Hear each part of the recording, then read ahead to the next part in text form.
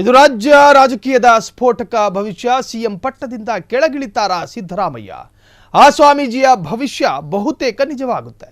ಈಗ ರಾಜ್ಯ ರಾಜಕೀಯ ಬಗ್ಗೆ ಭವಿಷ್ಯ ನುಡಿದ ಸ್ವಾಮೀಜಿ. ಹಾಗಾದ್ರೆ ಯಾರು ಆ ಸ್ವಾಮೀಜಿ?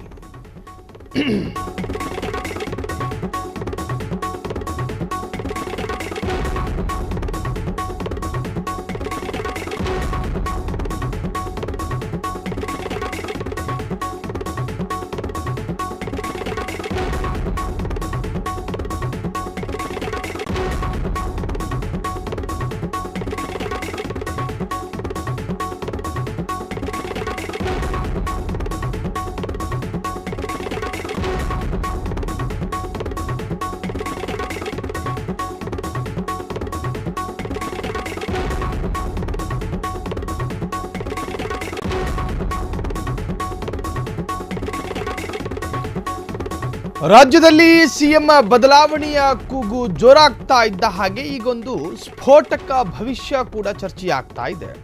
ಸ್ವಾಮೀಜಿಯೊಬ್ಬರು ಸಿಎಂ ಪಟ್ಟದಿಂದ ಕೆಳಗಿಳಿತಾರೆ ಸಿದ್ದರಾಮಯ್ಯ ಎನ್ನುವಂತಹ ಭವಿಷ್ಯ ನುಡಿದಿದ್ದಾರೆ. ಆ ಸ್ವಾಮೀಜಿಯ ಭವಿಷ್ಯ ಬಹುತೇಕ ನಿಜವಾಗಿದೆ. ಎಲೆಕ್ಷನ್ ಸಂದರ್ಭದಲ್ಲೂ ಕೂಡ ಅವರು ಭವಿಷ್ಯ ನುಡಿದಿದ್ರು.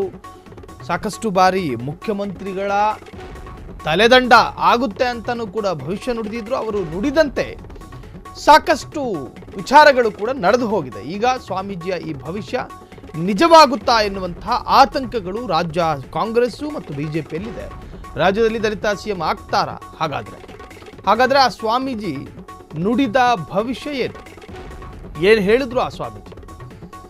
ನಿಮ್ಮ ಫ್ರೀಡಮ್ ಟಿವಿಯಲ್ಲಿ ರಾಜ್ಯದಲ್ಲಿ ಹೆಚ್ಚಾದ ಸಿಎಂ ಬದಲಾವಣೆಯ ಕೂಗು, ಅದಕ್ಕೆ ಸಂಬಂಧಪಟ್ಟಂತಹ ವಿಚಾರ. ಈಗ ಸ್ವಾಮೀಜಿಯ ಈ ಭವಿಷ್ಯ ನಿಜವಾಗುತ್ತಾ?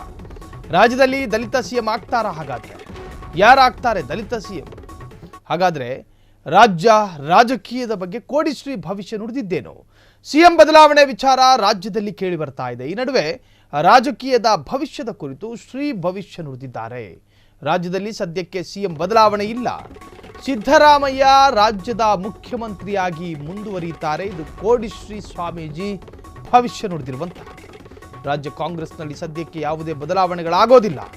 ಹುಬ್ಬಳ್ಳಿಯಲ್ಲಿ ಕೋಡಿ ಮಠದ ಶ್ರೀಗಳ ಭವಿಷ್ಯ ನಿಜಕ್ಕೂ ರಾಜ್ಯ ರಾಜಕಾರಣದಲ್ಲಿ ಸಂಚಲನವನ್ನು ಮೂಡಿಸ್ತಾ ಇದ್ದಾರೆ. ಕೋಡಿಶ್ರೀ ಬಿಜೆಪಿ ಆಡಳಿತಾವಧಿಯ ಸಂದರ್ಭದಲ್ಲೂ ಕೂಡ ಭವಿಷ್ಯವನ್ನು ನುಡಿದಿದ್ರು.